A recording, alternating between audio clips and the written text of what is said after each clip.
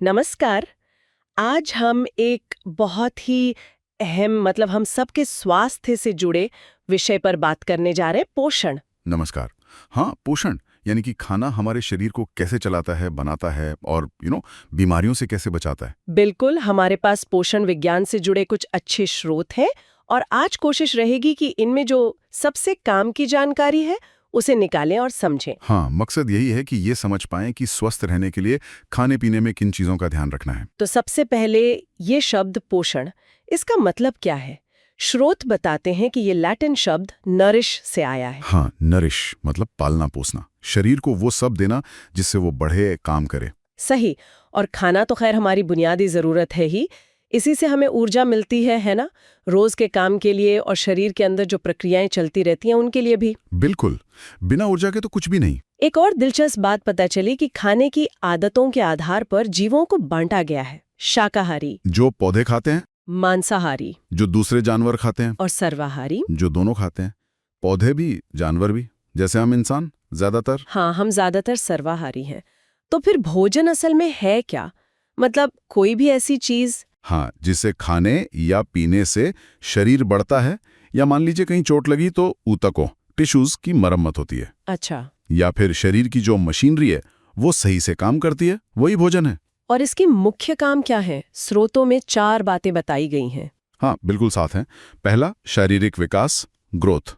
दूसरा, ऊर्जा देना, बायोएनर्जेटिक्स जिसे कहते हैं। तीसरा, मरम्मत, कोशिकाओं की, ऊतकों की। और चौथा, इम्यून सिस्टम, मतलब बीमारियों से लड़ने की ताकत देना। ये 4 मेन पिलर हैं। पोषण को और अच्छे से समझने के लिए इसे 2 बड़ी श्रेणियों में बांटा गया है, सही कहा? हाँ, ये समझना जरूरी है। मैक्रोन्यूट्रिएंट्स और माइक्रोन्यूट्रिएंट्स। मैक्रो और माइक्रो। मैक्रो यानी बड़ा, तो ये वो हैं जो ज्यादा मात्रा में चाहिए, जैसे कार्बोहाइड्रेट्स, प्रोटीन, फैट्स यानी वसा, और हाँ, पानी भी। पानी मत भूलिएगा। पानी भी मैक्रो है। अच्छा। बिल्कुल। और माइक्रो मतलब छोटा। इनकी जरूरत कम मात्रा में होती है, पर होती बहुत जरूरी हैं, जैसे विटामिन्स और मिनरल्स यानी खनिज। ठीक है, तो चलिए मैक्रोन्यूट्रिएंट से शुरू करते हैं और सबसे पहले बात करते हैं कार्बोहाइड्रेट्स की। ये तो हमारे खाने का बहुत बड़ा हिस्सा होते हैं, करीब 60-80%। हाँ, काफी बड़ा हिस्सा। ये कार्बन, हाइड्रोजन और ऑक्सीजन से बनते हैं। और कमाल की बात यह है कि पौधे इन्हें बनाते हैं सूरज की रोशनी से, फोटोसिंथेसिस। और इन्हें भी अलग-अलग तरह से बांटा गया है, जैसे सरल और जटिल। हाँ, संरचना के आधार पर। सबसे सरल होते हैं मोनोसैकेराइड, जैसे ग्लूकोज। ये फौरन एनर्जी देते हैं। अच्छा। फिर आते हैं डाइसैकेराइड।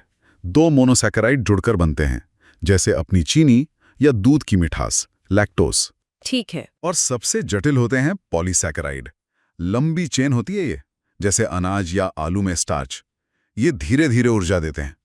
तो मतलब इंस्टेंट एनर्जी के लिए सरल कार्ब्स और देर तक चलने वाली एनर्जी के लिए जटिल कार्ब्स। बिल्कुल सही, यही फर्क है। और ये मिलते कहाँ-कहाँ से हैं? अनाज तो आपने बताया, गेहूं, चावल, मक्का। हाँ, और जड़ वाली सब्जियां भी, आलू, गाजर, मूली, प्याज। फल भी हैं, केला, आम, सेब। और मीठी चीजें भी, गुड़, शहद, चीनी। हाँ, वो भी कार्बोहाइड्रेट ही हैं, पर ज्यादातर सरल वाले। ठीक है। शरीर में इनका काम क्या है? ऊर्जा देना तो मुख्य हो गया। हाँ, सबसे बड़ा काम ऊर्जा देना ही है। शरीर का पेट्रोल समझिए। पर और भी काम है। ये फैट को सही से इस्तेमाल होने में मदद करते हैं। अच्छा। हाँ, और एक और खास बात, अगर शरीर को ऊर्जा की जरूरत है और कार्ब्स कम पड़ रहे हैं, तो शरीर प्रोटीन को जलाने लगता है। कार्ब्स उस प्रोटीन को बचाते हैं ताकि प्रोटीन अपना असली काम यानी शरीर बनाना कर सकें। ये तो बहुत जरूरी बात है। बिल्कुल। और ये भोजन को पचाने लायक भी बनाते हैं। और इनकी जरूरत हर किसी के लिए अलग होती होगी, उम्र के हिसाब से। हाँ, उम्र और कितनी मेहनत करते हैं उस पर निर्भर करता है। एक सामान्य वयस्क के लिए मान लीजिए कुल कैलोरी का 50 से 70% कार्ब्स से आना चाहिए। समझ गई। अब आते हैं प्रोटीन पर। ये नाम मुल्डर ने दिया था 1838 में। हाँ, काफी पहले। और हमारे शरीर का लगभग 20% वजन प्रोटीन ही है, सोचिए। ये भी कार्बन, हाइड्रोजन, ऑक्सीजन से बनते हैं, पर इनमें नाइट्रोजन भी होता है, करीब 16%। बिल्कुल, नाइट्रोजन ही प्रोटीन को खास बनाता है। थोड़ी मात्रा में सल्फर और फास्फोरस भी हो सकते हैं। प्रोटीन की एक खासियत बताई गई है, एसिड बेस बैलेंस। ये क्या है? हाँ, शरीर के अंदर एक सही पीएच लेवल बनाए रखना बहुत जरूरी होता है। प्रोटीन इसमें मदद करते हैं। वो बफर की तरह काम करते हैं, मतलब तेजाब या क्षार को न्यूट्रलाइज करने में मदद करते हैं। अच्छा, जैसे शरीर के अंदर का माहौल ठीक रखते हैं। हाँ बिल्कुल। वैसे तो प्रोटीन कई तरह के होते हैं, सिंपल, कॉन्जुगेटेड, डिराइव्ड, पर उनके काम ज्यादा महत्वपूर्ण हैं। और इनके स्रोत क्या है? दालें तो हम सब जानते हैं, सोयाबीन, मूंगफली। ये सब पौधे आधारित स्रोत हैं, और पशु आधारित स्रोत भी हैं। मांस, मछली, अंडे, दूध, पनीर, मक्खन। ठीक है, अब इनके काम, शरीर बनाना और मरम्मत करना, ये तो पता है। हाँ, वो सबसे मुख्य है। जैसे मकान के लिए ईंटें, लेकिन और भी बहुत कुछ है। बीमारियों से लड़ने वाली एंटीबॉडीज प्रोटीन से बनती हैं। शरीर में हजारों केमिकल रिएक्शन होते हैं, उन्हें करवाने वाले एंजाइम्स भी प्रोटीन ही हैं। अरे वाह! खून में जो प्रोटीन होते हैं वो भी जरूरी हैं। हार्मोन बनाने में भी प्रोटीन का हाथ होता है। और गर्भावस्था में? गर्भावस्था में बच्चे के विकास के लिए प्रोटीन बेहद जरूरी है। माँ के शरीर से ही बच्चे को मिलता है। कुछ खास प्रोटीन के उदाहरण भी दिए हैं स्रोतों में, जैसे ग्लोबिन। हाँ, हीमोग्लोबिन का हिस्सा है जो खून में ऑक्सीजन ले जाता है। साइटोक्रोम है जो कोशिकाओं में ऊर्जा बनाने में मदद करता है। एंटीबॉडीज का जिक्र तो हुआ ही। कोलेजन। कोलेजन बहुत जरूरी है। ये हमारी त्वचा, हड्डियों, कार्टिलेज यानी नरम हड्डी, इन सब को मजबूती और संरक्षण देता है। और केराटिन, बालों और नाखून वाला। वही, केराटिन बालों, नाखूनों, त्वचा की बाहरी परत में होता है। सींगों में भी। फाइब्रोइन, ये क्या है? ये रेशम के कीड़े और मकड़ियां इस्तेमाल करती हैं अपना धागा बनाने के लिए। अच्छा, और मांसपेशियों के लिए एक्टिन और मायोसिन? बिल्कुल, ये दोनों प्रोटीन ही मांसपेशियों को सिकुड़ने और फैलने में मदद करते हैं, जिससे हम हिलडुल पाते हैं।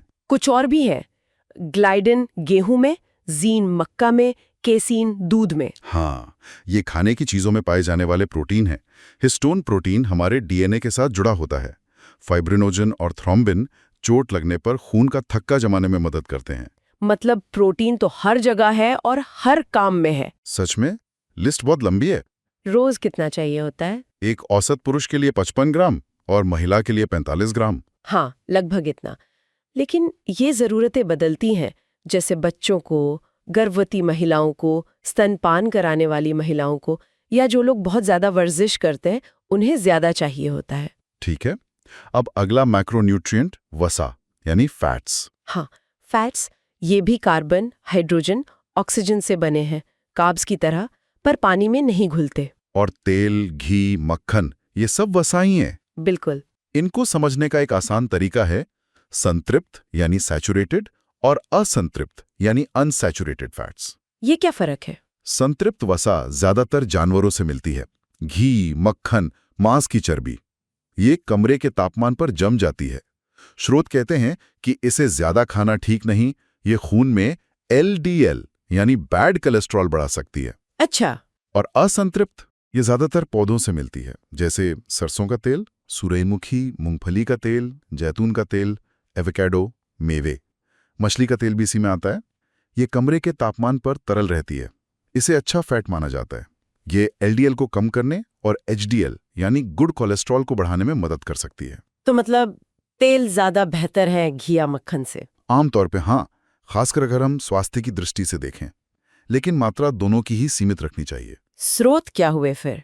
पशुओं से घी, मक्खन, मांस, और पौधों से? तेल वाले बीज, सरसों, सूरजमुखी, मूंगफली, कुछ फल जैसे जैतून, एवोकाडो, और मेवे, अखरोट, बादाम वगैरह। और वसा के काम क्या है?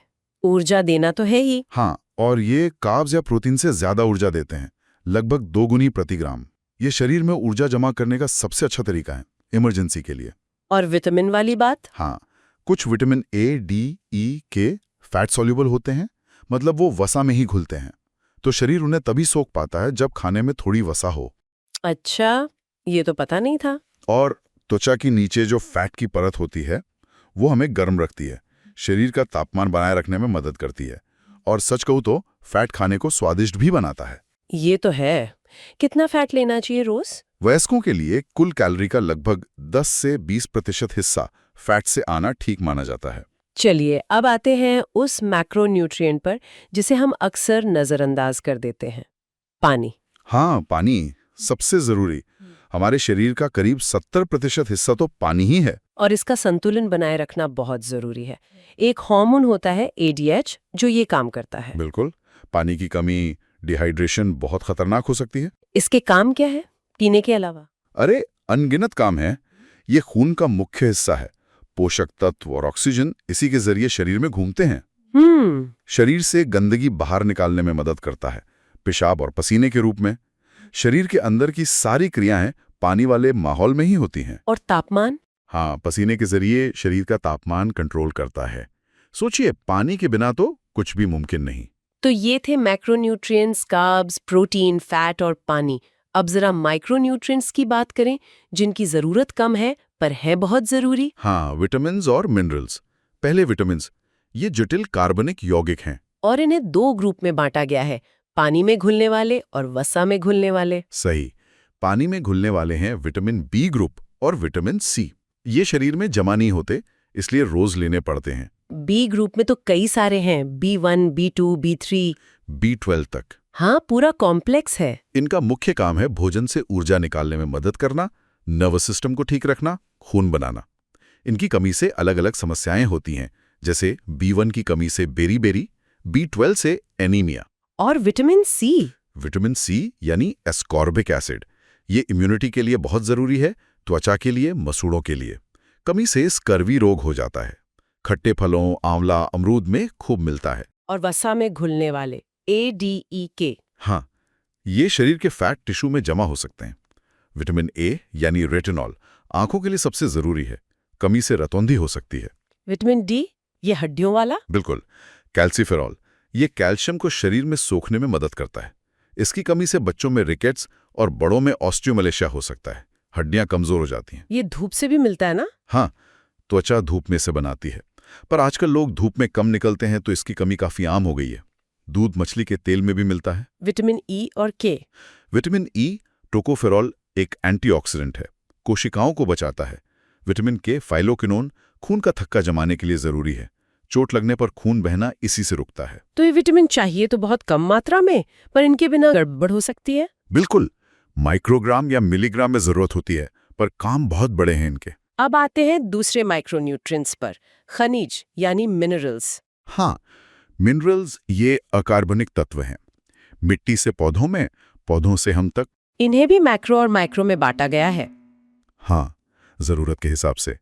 मैक्रो मिनरल्स वो हैं जो थोड़ी ज्यादा मात्रा में चाहिए, जैसे कैल्शियम, फास्फोरस, सोडियम, पोटेशियम। और माइक्रो मिनरल्स बहुत ही कम मात्रा में चाहिए, जैसे iron, zinc, iodine, copper, selenium वगैरह। इनके मुख्य काम क्या हैं? 4 मुख्य काम हैं। पहला, शरीर का ढांचा बनाना, जैसे हड्डियों और दांत कैल्शियम और फास्फोरस से बनते हैं। दूसरा, शरीर की क्रियाओं को कंट्रोल करना, खासकर नर्वस सिस्टम को। सोडियम, पोटेशियम इसमें बहुत अहम है। तीसरा, ये शरीर के तरल पदार्थ और कोशिकाओं का जरूरी हिस्सा हैं। और चौथा, ये कई एंजाइम और प्रोटीन का हिस्सा बनकर ऊर्जा उत्पादन में मदद करते हैं। कुछ जरूरी मिनरल्स के उदाहरण देखें। कैल्शियम तो हड्डियों और दांतों के लिए हो गया। हाँ, और ये खून का थक्का जमने और नसों और मांसपेशियों के काम के लिए भी जरूरी है। दूध, पनीर, हरी सब्जियों में मिलता है। फास्फोरस? ये भी हड्डियों, दांतों के लिए जरूरी है और हमारे एनर्जी मॉलिक्यूल ATP और DNA RNA का भी हिस्सा है। दूध, मांस, अनाज में मिलता है। सोडियम और पोटेशियम? हाँ, नसों के सिग्नल भेजने, शरीर में पानी का संतुलन और एसिड बेस बैलेंस बनाए रखने के लिए जरूरी है। सोडियम नमक से मिलता है, पोटेशियम मांस, दूध, फल, सब्जियों में होता है। आयरन? ये तो खून के लिए है। बिल्कुल, हीमोग्लोबिन का मुख्य हिस्सा है जो ऑक्सीजन ले जाता है। कमी से एनीमिया होता है, थकान लगती है।